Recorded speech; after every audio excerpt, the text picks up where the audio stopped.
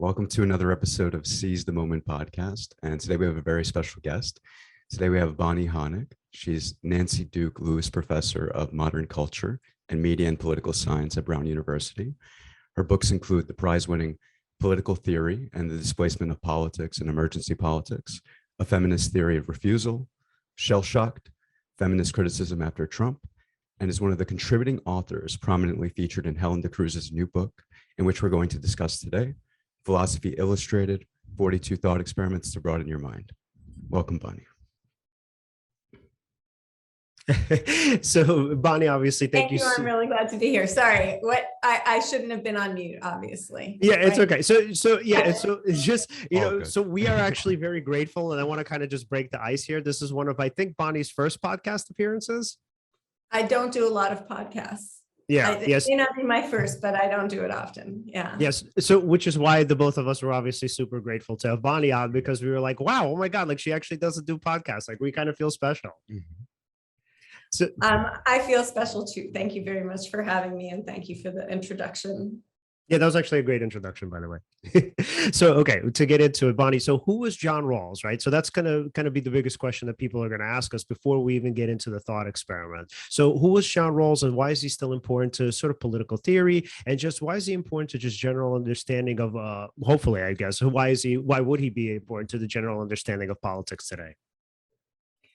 So John Rawls was a political philosopher, which will be important later, not a political theorist, but a philosopher who studied politics, and who wrote a field-defining book called A Theory of Justice. And he was at Harvard, and he had written a series of articles in the 50s and 60s about proceduralism and different ways of thinking about justice and justification. And then the book came out, I believe, in 1971.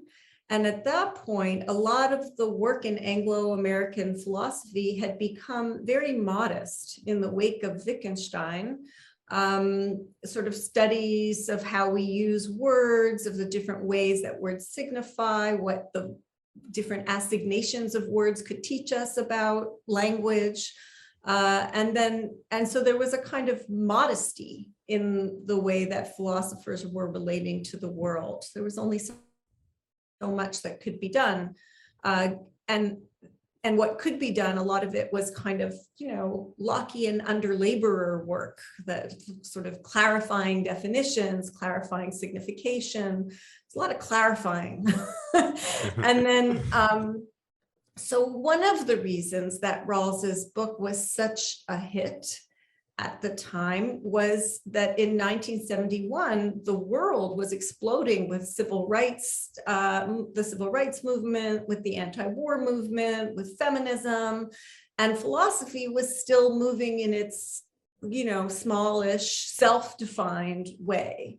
Partly out of, well, there were many, many reasons for that, but let's just say that one of them was out of a desire for precision. It's very hard to be precise about worlding events.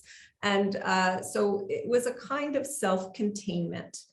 And then Rawls wrote this book, and it was called A Theory of Justice, but what it was an account of what justice requires that was very systematic, that was ambitious, 400 some pages on what would have to be the case for a regime to be able to call itself just, and how to use that as a standard by which to find other places in the real world unjust, and how to bring the principles to bear to remediate that in whatever ways we can. It was a very ambitious book. And in addition to the fact that it redeemed liberalism, it was also as big as it was because it redeemed the possibility of thinking rigorously and philosophically about politics, a project that had been in abeyance for a period of time. Mm-hmm. I'm sorry, just to ask, right? What do we think? What do we consider by, or what do we think about? What does thinking liberally mean? I think a key ingredient of the theory of justice was its commitment to a kind of what Rawls saw as Kantianism, which is the element of Kantianism that was critical of consequentialism. So maybe the better way to say it is this. The idea was the last school of philosophy that had really gone all in on doing politics and generating policy was utilitarianism. Right. And Rawls wanted to kind of provide a liberal response to utilitarianism, because utilitarianism was really good on thinking aggregatively about different social policies, but less good perhaps at prizing the dignity of the individual. And so Rawls's response to that situation, so now we have a twofold situation, which I've constructed and I think is roughly accurate, right? Which is, if you're doing social policy, you're a utilitarian, and otherwise you're not doing social policy, you're a philosopher working in this under-laboring way in linguistic philosophy. I'm sure that I've made a hash of what was actually going on, but roughly you could situate Rawls like that. And Rawls comes along and says, no, we can do something systematic and social political, but not in the utilitarian way, because that doesn't respect individuals, and not in the self-enforcing modest way, you know, and unambitious way, deliberately unambitious way that linguistic philosophy has adopted. There's room for something called political philosophy. And this is, as he somewhat modestly said, a way of doing it, right? A theory of justice, not the theory of justice. It quickly became because he got so many followers who became very invested in defending Rawlsianism against all kinds of criticisms. But in his word, it was a theory of justice. He thought it was defensible and justifiable, but he certainly didn't think it was the only possible one that a good political philosopher could come up with. But the priority of liberty and the importance of the individual were the two features that made it a liberal theory of justice. Wow. I mean, that's so amazing. Isn't that his book is actually, and the distinction and the nuance there is so important, that it's a theory of justice as opposed to the theory of justice. Because I think so many intellectuals, especially, you know, kind of older white male philosophers, you know, back in, 1800s would have written a book like, oh, this is the theory of justice. Like, I figured it out. Yeah. I got it. Like, just read my book.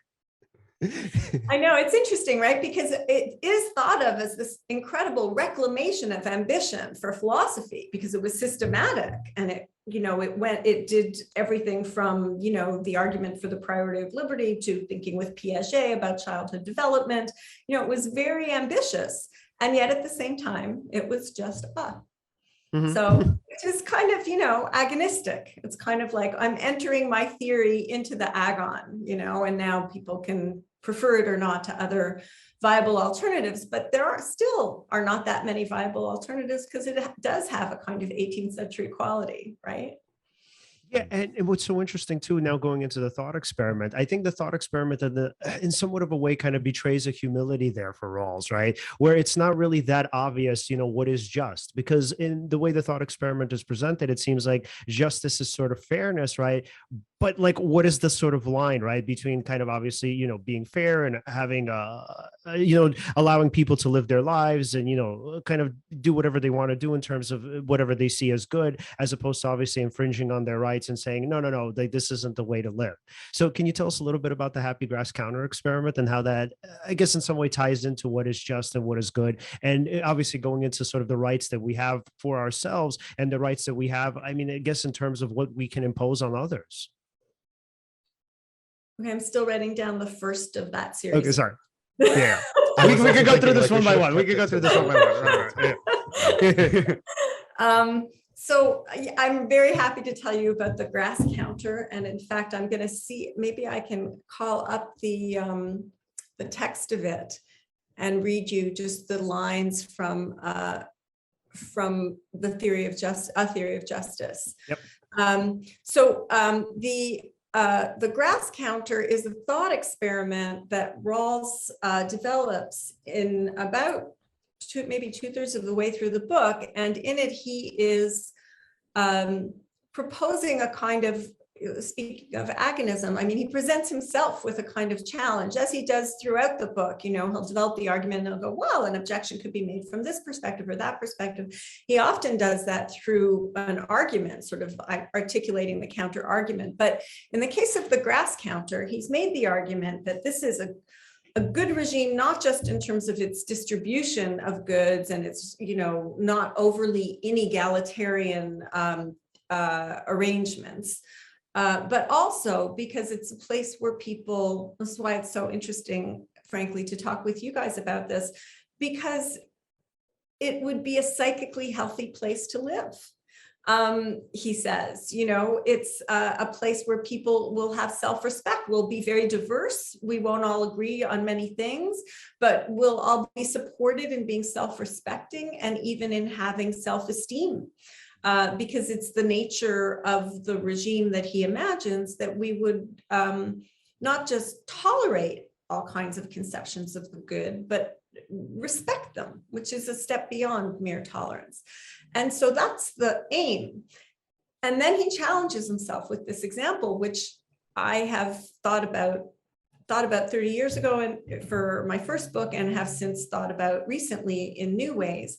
And each time it seems to me not to do what he wants it to do, which is kind of funny because the grass counter himself is an example of someone who's not going to do what people want him to do. So it sort of has this meta level repetition. The grass counter is a test of this assumption or faith that we will have self-respect and self-esteem sort of distributed throughout this regime called justice as fairness. And this is what Rawls has to say about it. He says, imagine someone whose only pleasure it is to count blades of grass in various geometrically shaped areas, such as park squares and well-trimmed lawns. He, the grass counter, is otherwise intelligent, and actually possesses unusual skills since he manages to survive by solving difficult mathematical problems for a fee. The definition of the good, which is to say that we all have our own conceptions of the good and we tolerate various ones in this place, the definition of the good forces us to admit that the good for this man is indeed counting blades of grass. Naturally, we would be surprised that such a person should exist. Perhaps he is peculiarly neurotic. But if we allow that his nature is to enjoy this activity and not any other, this establishes that it is good for him. And that's the end. I've abbreviated it slightly. Those who know the book off by heart, as many do, will notice there's a few ellipses, but if they're entirely fair. That's a good summary of the thought experiment. So when I wrote about, should I go on to tell you what I think about Please, this? yeah, please. Okay. Mm-hmm. So now he's the grass counter, right? He's reduced to the one activity that gives him pleasure. And when I wrote about this book 30 years ago, my focus was on the encounter. In other words, we're told that we have to ascertain whether, is this really what you want to do with your whole life?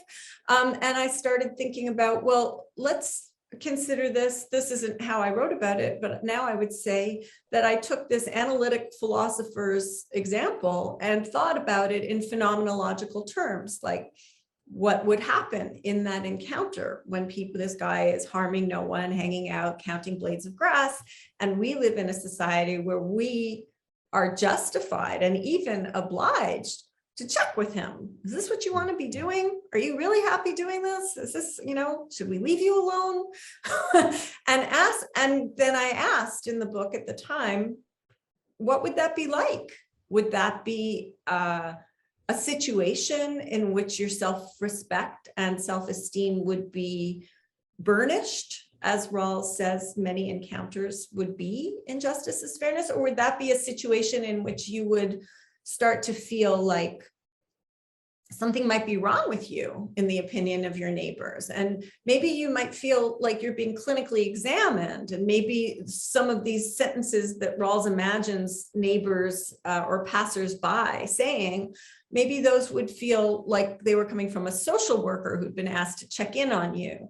And so I didn't go much further than that. That was quite a lot at the time, to think about sort of what the experience would be like and how it went against many of the things that Rawls was saying we could count on in justice as fairness. And it suggested to me the emergence of a kind of two-tieredness Because one of the things that justice as fairness is supposed to be really good at is inculcating the good practice of deliberation in people. So people, it sounds so great now too, right? People would just be really good at deliberating about public things, but also about their own conceptions of the good, and that kind of deliberation and, affirmation and revisitation would be encouraged. It's a very therapeutic model in some ways, right? And so people would earn their self-respect and self-esteem by living with others who were similarly inclined.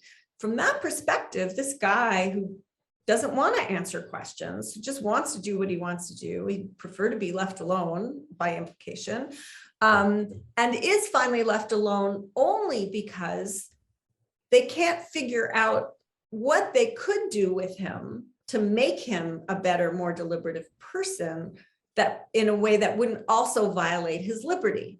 And so they're forced to respect his liberty by their commitment to the kind of privacy of conceptions of the good. They're not all going to be transparent to us.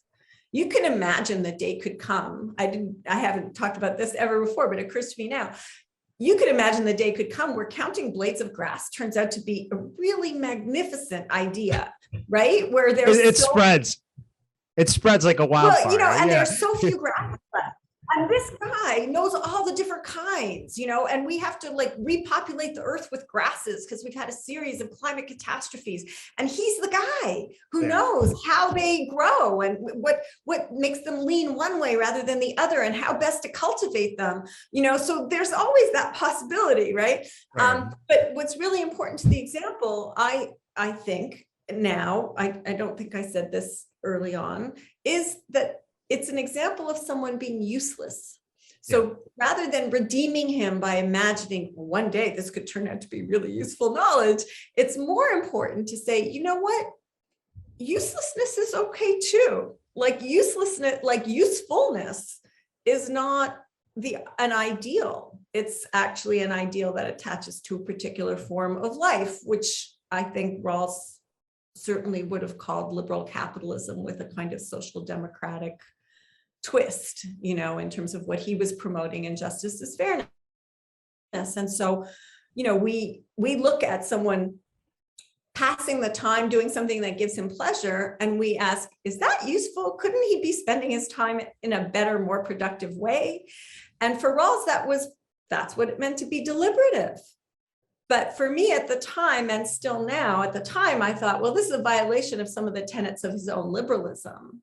But now I want to say, being a wastrel, being in Italian, you would say far niente, a do nothing, being a Bartleby, I prefer not to, is a hallowed literary tradition, figures who just refuse to be put to use by the regime that they are living in. And so now, in the aftermath of what I would call the literary turn in political theory, it seems impossible to look at Rawls's grass counter without the universe of literary figures who've absolutely stood for, sometimes demanded, but sometimes taken, the right to not be useful. So that is a different kind of critique, I think, of Rawls than the earlier one. But it was there all along. It took the development of a kind of interaction between literary and political theory reading to make it evident. But of course, the flaneur and the far niente and all these characters are all, I want to say they're all 19th century characters. That's true in terms of literature, but I just wrote a book about the Bacchae, and of course that's what the Bacchantes are too. They leave the loom and they go out to a field outside the city in order to do nothing. And that's taken to be a terrible challenge to the regime, that they just want to do nothing. So do nothings have been a challenge to a lot of different regimes. Let's put it that way. Right. And plus, who are we to criticize a so-called do nothing? How do we know that their quote unquote uselessness isn't something that they may be doing in the moment, maybe to decompress so that they can perform other tasks? A lot of people tend to assume, what another person's position is or how they identify, but they couldn't possibly know, and assuming that is an error. wouldn't you say? Yeah. Yeah. And it also made me think, I don't mean to steer away too much from this, but I also want to bring it back to the both of you. So, just thinking about it in terms of since obviously, we brought up Piaget, right? And just child development. And obviously, since I'm a therapist, I always kind of think about it in terms of like child development and parents, right? So, how parents try to force their kids to like go into a particular career or maybe even date a particular type of person, right? And we have this a lot in these different cultures, obviously. And we have this particularly in our culture where it's kind of like a sort of running joke that if you're a Russian kid, your parents are going to pretty much try to make you into a doctor or a lawyer. Like that's it. It's like there are no other professions in the rest of the earth, right? Like literally you're wasting your time unless you're a doctor or a lawyer. So it's kind of not necessarily a curiosity, but it's sort of not even counterintuitive, but it's sort of counter, I guess maybe evidential, if that could be a term, in terms of like what actually works for character development and what actually works for, I guess if you want to, for lack of a better term, think about it in terms of success, right? So for a person to be successful, what happens, unfortunately, a lot of the times, parents think that they have to push their children into doing things as though that were what's best for them, right? So Alan, right? If you were, let's say, a kid, I don't know if I'm sure you've had some experiences, but anyone's that you might even want to share, right? But if your dad or whomever, right, wanted to push you into doing something, would you have done it? Maybe for a time, because it depends on your relationship with your parent. Maybe sometimes you want to impress them, you want to do right by them, but essentially no, that wouldn't work. Usually what would work for me is maybe having a model of like a role model. And maybe it's not that they push me to be like them. They're so what's the word? Let's say amazing. They're so amazing that it sort of draws me into their world, wanting to be sort of like them. Right. It may not necessarily be my parent, could be another role model, but that usually might sort of pull me towards doing actions that may be good for myself. Right. Yeah. So essentially what you're saying is it's like you rather have an exemplar showing you rather than telling you what to do. I mean, here again, if it's somebody you respect, sometimes you may then. So here's the thing. There's a distinction between feeling like you're being gaslit, right? Like as if, they're telling you your conception of the world is insane or that it's wrong. And so, come over to my side, right? So there's that. And then there's another version of this where sometimes that person that you respect is telling you, okay, this action may be good for you. Right. I may then maybe doubt how I'm doing things and try to do what they do, right? Even if it may be hard. So it depends, but a lot of times people gaslight each other, and that tends to be the sort of experience people have. Right. Yeah. And how about you, Bonnie? I mean, any sort of kind of examples or thoughts about child rebellion or childhood rebellion? Well, I didn't do any of the things I was supposed to do. That's entirely clear. So, but I want to say a few things if I can. So one is I want to point out that there is a way in which the regime of Rawls' imagining is easily parentifiable, let's say, right? It's as if the parents are going, are you sure you want to do this? Like, I know you're making enough money, but is this a good life? And, there's a way in which parents, of course, can do that. And sometimes they're well or ill-advised in how they do it.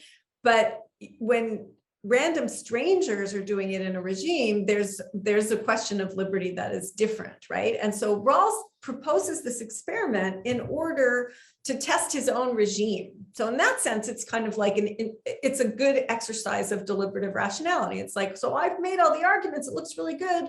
What would happen, And then, but he decides that his regime passes the test because they let him be.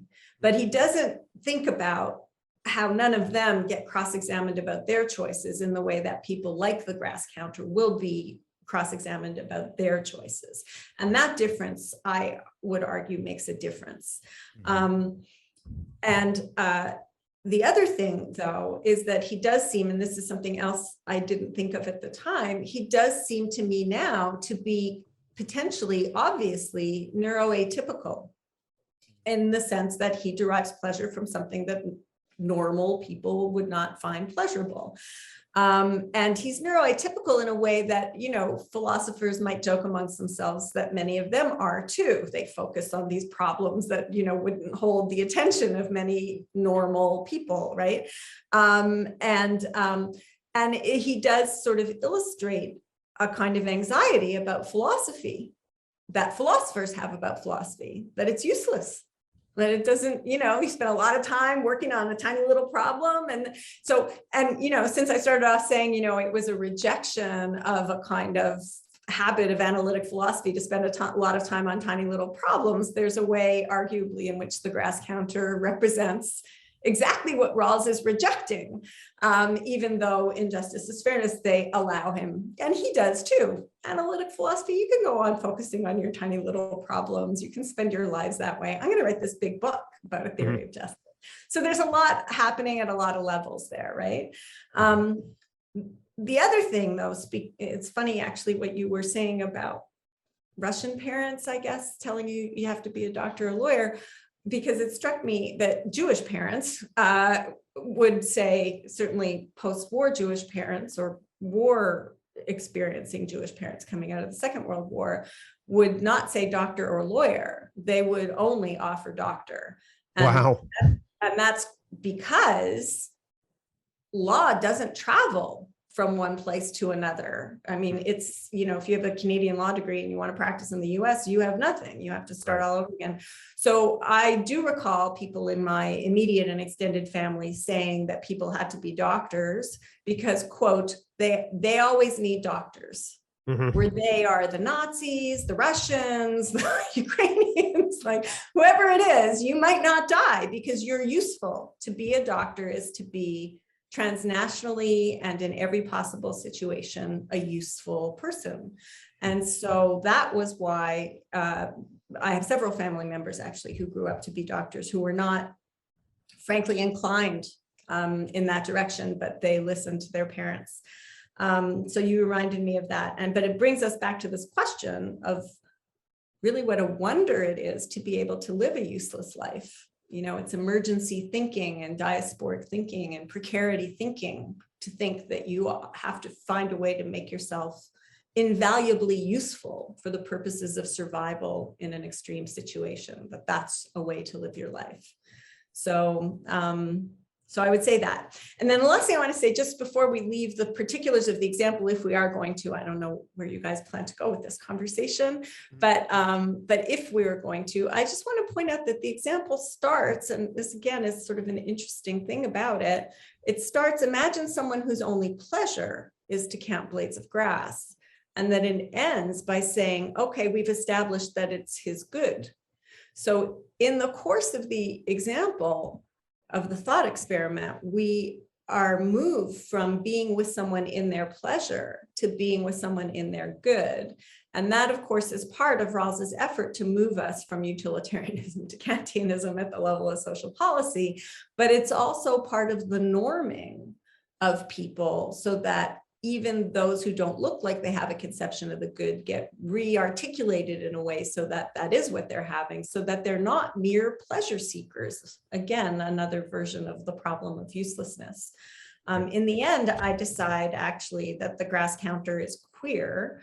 And he's queer in the sense that he's a spanner in the works of the normal of this regime. And that is why people experience him as posing a question for them and not just as a matter of indifference. In other words, he's forces from them a response is what happens in the example. I don't think he in fact does, but that's what happens in the example. And I even compare him in the end to, I don't know if you guys were familiar with Ferdinand the Bull in your childhoods, now that we're speaking about parentification. But it's a fabulous story about a young bull who just liked to sit in the field and smell the flowers. And his mother asks him several times, like, wouldn't you like to go and play with the other bulls? Wouldn't you like to snort and run and do things? He's like, no, I'm really happy sitting here smelling the flowers. And then, the story doesn't end there, but at that point in the story, the mother says, okay, if that's what makes you happy, she leaves him alone. So there's this just acceptance of him And there is a whole literature, it's not voluminous, but there are several pieces on how Ferdinand is gay, that he doesn't want to go be one of the boys. He wants to smell the flowers, which is a more feminine coded thing to be doing.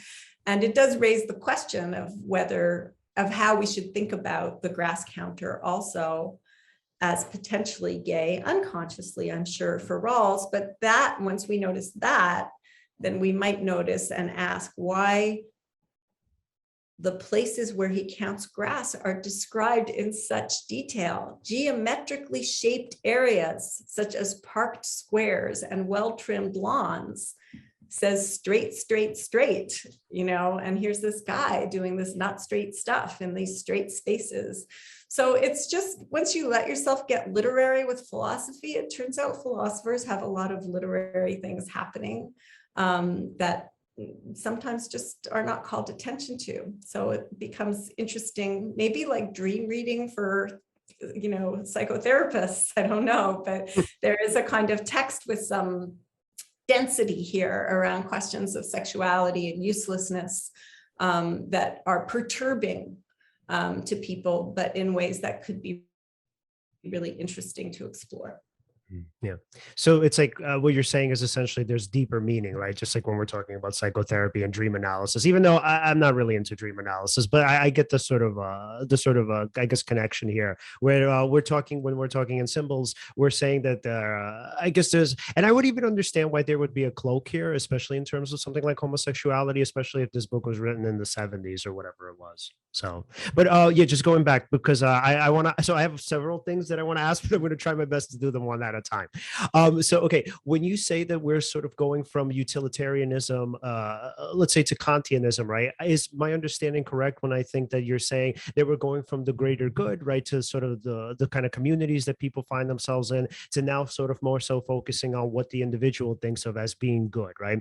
So are we saying now that even though the community may disagree in this respect, and this might probably be a just, I guess, a general critique of utilitarianism, where we're saying that, look, in some instances, what is the greatest good, as it's conceived of generally, is actually not good as maybe some other people may think of it, right? Where it's like, in some cases, the individual good should actually supersede the good of the community. Is that what we're thinking here? Yes, so we're thinking the best example I can think of, which I sometimes use in my teaching, is the scene from, I'm sorry, I don't remember which one, but one of the Monty Python movies, where suddenly there's a knock on the door and two orderlies have appeared with a surgical bed. And they've said, we're here for your kidney, to the guy who answers the door. And he's like, what are you talking about? He runs around, tries to evade them, and they catch him, put him on the gurney, and just start taking it out, and there's blood everywhere. So that's the sort of nightmare version of utilitarianism. There's a genius somewhere who's going to die, and there's this guy who's, as useless as the grass counter as far as social order is concerned. And so, of course, his kidney would be much better used if it were repurposed to keep alive the genius. So that's the nightmare version. Certainly, maybe you could say that's a critique of Bentham. Certainly John Stuart Mill revised utilitarianism, so it wouldn't be vulnerable to that kind of criticism, building into it a kind of need to be respectful of individual rights, because what kind of a hellish place would it be? Certainly not happy making for very many at all, if the knock could come to your door at any point, and the gurney appear and your organs taken for someone else. So that there is a kind of utilitarian compatible prevention of that. But nonetheless, the charge sticks because it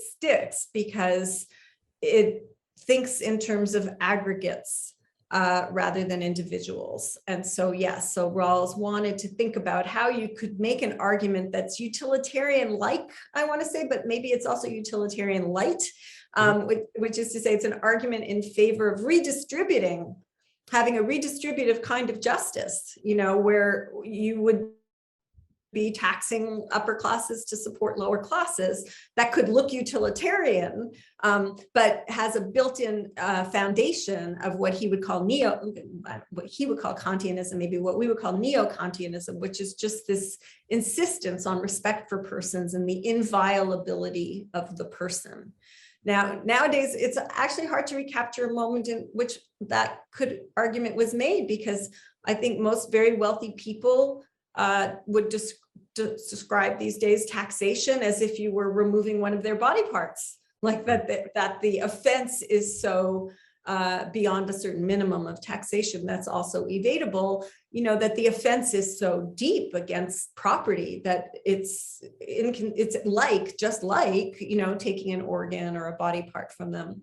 So in that sense, the book was persuasive in a way that I don't know if it could be now on that basis. Mm-hmm. Rawls did several articles and books afterwards, couple books afterwards, that developed the idea further. And there's a whole Rawls industry now that defends it further. So I'm not talking about that. I'm just talking about what if the original book was released now, what would, with all the armature that has developed against the idea since, I think it would receive a very different kind of reception. That's not a strange phrase. Yeah.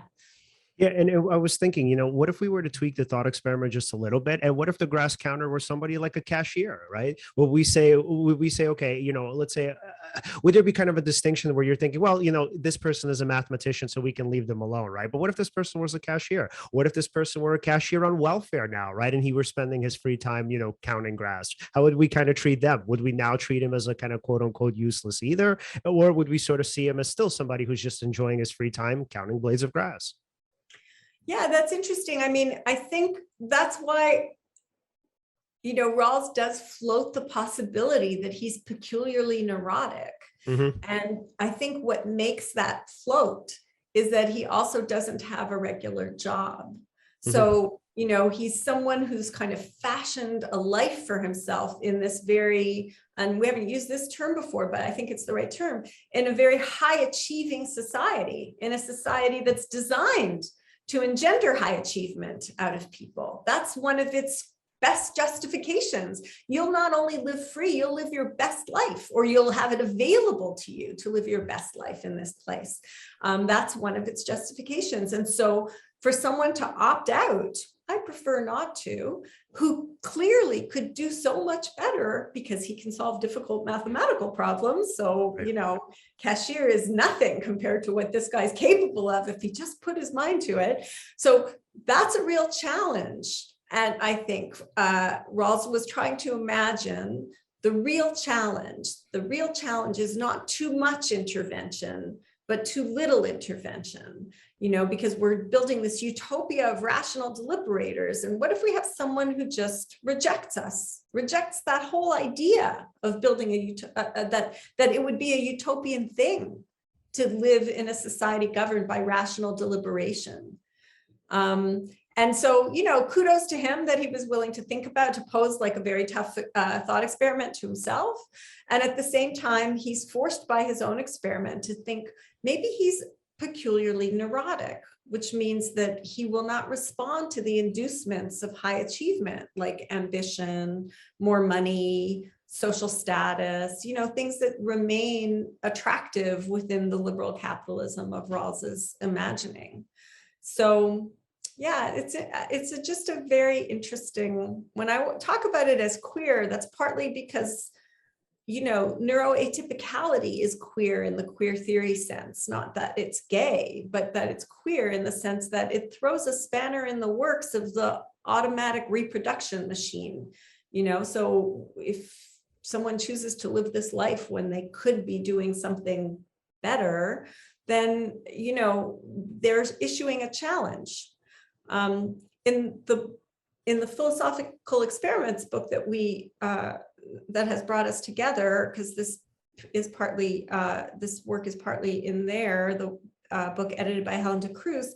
One of the study questions that I attached to this experiment and my reading of it is the case written by Gail Solomon of Letitia King, who was a trans high school student who was attacked daily and ultimately murdered for, cross-dressing and for allowing him herself to appear as a girl, having been earlier in that community a boy. And, you know, her mere appearance as Letitia King was very perturbing. It was not tolerable to the community. It's a case not that different from the grass counter in the sense that there are people whose appearance or existence is met with aggression by those who represent the majoritarian view. And it's not that they incite the aggression, they're just being who they are. And therefore the question that should be posed in the encounter is, what is it in me that is making me feel this aggression towards them? Not what can we do about them to make them, give them a better life because they're not living their best life. To me, that's the important question. Right, and we should be considering that how they appear, how they identify, how their being is essentially their conception of the good, right? Yeah. So who, or you their know, pleasure, or their it's fine if pleasure. it's their pleasure. If they say, no, I don't want good, I want pleasure, that's a queer refusal of what we're offering. And that should make us think about how we use the good to screen out the pleasurable. Maybe maybe we could learn something from that. Right. And I would even like to kind of go back to what I said before about the cashier, right? So I can see how in one example, let's say you have a highly sort of transphobic and homophobic society where they would say something, well, you know, if this person wants to cross-dress, you know, they're a mathematician, they're useful to us, let's just let them do that, right? We can tolerate this. But if that person is a cashier, right? No, you don't provide enough value to put us through this, right? So we're not going to allow you to that. You can do that, you can't, right? So it's like, don't we want to then, that's why I'm kind of thinking this through in terms of like being a cashier, right? Why would it be such a different thing to say that, you know, let me see what I want to say. I mean, she said that in Rawls's example, that person is neuroatypical, right? So, I mean, that's but here's what I'm trying to say, right? Yeah. So I think the thought experiment, and this is not necessarily a criticism of it, but I could see where, or at least I think I could see where he was going. He was trying to say that this person is a mathematician, therefore he is a highly valuable member of society. Thus, right, maybe the implication here is we should kind of leave him alone. But I'm saying, what if he isn't a highly, in the terms that we think of highly valuable, right? What if this isn't what if it isn't a utopic society where we're just a bunch of intellectuals and we provide a ton of value to our community? What if it's a society where, yes, one person can just be a cashier? That's as good as it gets. Or even they just decide that, hey, you know what, I want to drop out in some way, but I still want to be able to take care of myself and I want to be a cashier, right? So I'm just wondering, can we accept that person's like I guess neuroatypicality, if that's a term, as opposed to obviously the other person who's a mathematician and providing, you know, let's say in some, I guess in utilitarian terms, greater value to the greater good? Yeah, so I'm glad we went back to that because I wanted to respond to it and I forgot. It's I think the reason that the solves difficult mathematical problems for a fee is in there is because he's trying to contain the example. So it's just about self-respect and self-esteem. In other words, if he did this all the time and he couldn't support himself, that would be a different kind of question for us, right? Because we'd have to decide, like, do we want welfare to support someone who could make a living if he just chose to, right?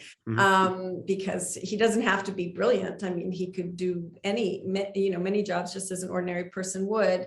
And so I think Rawls has that in there to sort of just rule out that concern and to say the only concern is his pleasure. It's not his sustainability. He can sustain himself. But it is interesting that the kind of living that he has is what we would now call precarious, because he's problem solving. You know, he's not like for a fee, like he's doing piecework. He's doing like math piecework, right? He doesn't have a regular job that keeps him busy from 9 to 5. And I suppose that's why we stumble on him, you know, because he's free to be out and about, you know, counting grass when other people are going to and from work or whatever. So there's a way in which Rawls is just trying to contain the example, but at the same time, there is, and I'll note that Helen De Cruz's image that she used for this, that I was also writing in response to, imagines Rawls on his hands and knees counting blades of grass in Harvard Yard with a statue, there it is, of John Harvard behind him, with a bust of him behind him. So in doing that, you highlight how this imagining of employment by solving difficult mathematical problems for a fee is a kind of elite possibility. Like, it's piecework, but it's also elite. It's certainly the work of the mind, not the work of the hands. And then, even just by saying that, I'm like, well, that's interesting. What if the fact that he is counting blades of grass is actually part of his conceptual talent of solving difficult mathematical problems? What if it's actually, like, if we stopped him doing that, he wouldn't be able to do the other? There's a kind of mind-body dualism in a way in this example that assumes, like, this is just a pleasure. Then he does this other thing, which means we'll tolerate him because he's making enough money to support himself. But what if, in a strange way, that's the grounding practice of his conceptual imagination? Wow. It's a fascinating idea, I think. And I think fundamentally what you're saying is, maybe I'm putting words in your mouth, but I think fundamentally what you're saying is that that's why, to a large degree, all of us should have some high, to a very large degree. So we should have a high level of humility in terms of what we impose or try to impose on others. Yeah, I think that's absolutely correct. Mm-hmm. And I also think that it's a very good thing to think about the ways in which, even when we're at our most abstract and conceptual, we're still embodied, gendered, raced creatures, and in the flesh, and that there are living all in one plane or the other. Neither one would be a particularly sustaining way to live as a human. So, and I think that's there in the Rawls example, even though he doesn't attend to it. It's there for us to attend to. It's a little like theme reading, right? It is. What was that? What we got? Yeah. Right. And then and it's just because I want to kind of focus on this a little more, right, in terms of the actual symbolism. What are the particular groups that obviously this is a little bit more subjective of a question, but what are the particular groups that you think that this thought experiment applies to? There are whole groups in our society who can be seen socially as useless, right, regardless of whether they are. So I think, for example, immediately of Saidiya Hartman's book, Wayward Lives, in which women hanging around on street corners are accosted by the police and asked, these are women, she's recovered from the archives of pathologization, from police archives, from newspaper archives from the 1910s and 20s, and they're accosted by the police because they're standing on a street corner. So, what are they up to? What are they not up to? Why are they standing on a street? Don't they have somewhere to be? So teenagers are treated like that, of all races, but especially of minoritized races in the United States. Women are treated like that historically, and again, of all races, but especially minoritized races. And I think in general, people who are out in public and seem unoccupied, not with a place to go and not with others, are generally sort of coded as stranger danger type figures, that somehow, very much as in Rawls's imagined society, doesn't he have somewhere he has to be? Like, what's he doing here? So, so that is, those are just the first few examples that would come to mind. You can think of any, it's a big theme in the films of Charlie Chaplin, for example. He's often sitting around doing nothing, not bothering anybody, and some policeman comes along and rousts him because as if he's refuse, on the street near a house or something like that, sort of bringing down the neighborhood just by being there. Yeah. Right. Wow. So is the implication here for the grass counter essentially something along the lines of like, well, we can't understand why he's doing what he's doing, so therefore he must be up to no good? I don't think that was Rawls's intention. I think his intention was to assuage such concerns Mhm. by saying, you can check, really, you shouldn't, if he's not, insane, you're not going to be able to commit him to an asylum or anything, because liberty comes first, not your comfort, so that's a constraint on us. He's theorizing, what's the constraint on us when we have an encounter with someone who makes no sense to us, right? And the constraint on us is, strong. Just because he's doing something that makes no sense, he's not doing anyone any harm. And so, you could imagine him as someone who's houseless, and is outside where he shouldn't be at times when he shouldn't be doing things that make no sense to you. You are constrained in justice is fairness in terms of how you can handle that. Of course, in justice is fairness, that wouldn't happen because people wouldn't be houseless, because the bottom is well enough taken care of in a humanist way. People have shelter, people have food. So their differences are less exaggerated by class inequality than they are in our own society. Not sure if I answered your question. Yeah, but still quite frightening, right? So even though, like, let's say hypothetically crime and poverty is removed, there's still a fear there. There's still a fear of like, wait, what's he up to and why is he up to this? So let's say again, we eliminate the negatives that usually people think about. If let's say you have African American people standing on a street corner, oh, they must be selling drugs or whatever it is. But even here, if that's out of the question, there's still this kind of like suspicion that we might not be able to figure out what he's doing, but he must be up to something. So yeah, up to something usually means more than one person, doesn't always fit a particular demographic, but it is interesting that in the example that you gave, it's a bunch of people standing on a corner and they must be up to something. And I would say that in democratic theory, generally, we're highly in favor of people gathering together and getting up to something. When that's not happening, that's a bad sign. I love that so much. So we're pretty much getting up on the hour. Bonnie, thank you so much for coming on. This was so amazing and so enlightening. Obviously, we wanted to, get a chance to cover more stuff, but, hopefully at some future day, we can cover other works, especially your works on feminism, which seems super interesting and exciting.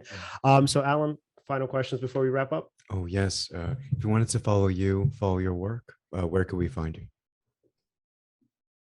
To follow me or follow my work? You mean like on Twitter? Yeah, so social media websites. Yeah. I see. No, yeah, no, that's fine. I just, after talking about people hanging around, suddenly had a different, slightly different. Stranger danger. Yeah.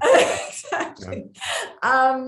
So I'm on Twitter, where I think I'm just my name, Bonnie Honig, and I'm at Brown. So there's a kind of institutional website there. I'm afraid I don't have much else to offer because I left Facebook at the time that what's his name, Zuckerberg, was involved in a Federalist Society dinner for Kavanaugh, and that was the straw that broke that camel's back. There could have been many others, and I don't think I'm on. Yeah, I'm not on any other social media. So it's just Twitter. And my books, they're available wherever books are sold, as they used to say. Yeah, absolutely. Bonnie, thank you again so much for coming on. Thank you. Thanks very much. It was really fun. I appreciate it. Absolutely. We'll talk to you soon. Bye. Bye. All right. Awesome. All right. So guys, if you want to follow us, you can follow us at Seize the Moment Podcast on Twitter and on Facebook and on Instagram, and at Seize_podcast on Twitter. Like, subscribe, hit the bell, and thank you so much for watching. Look forward to next week's episode.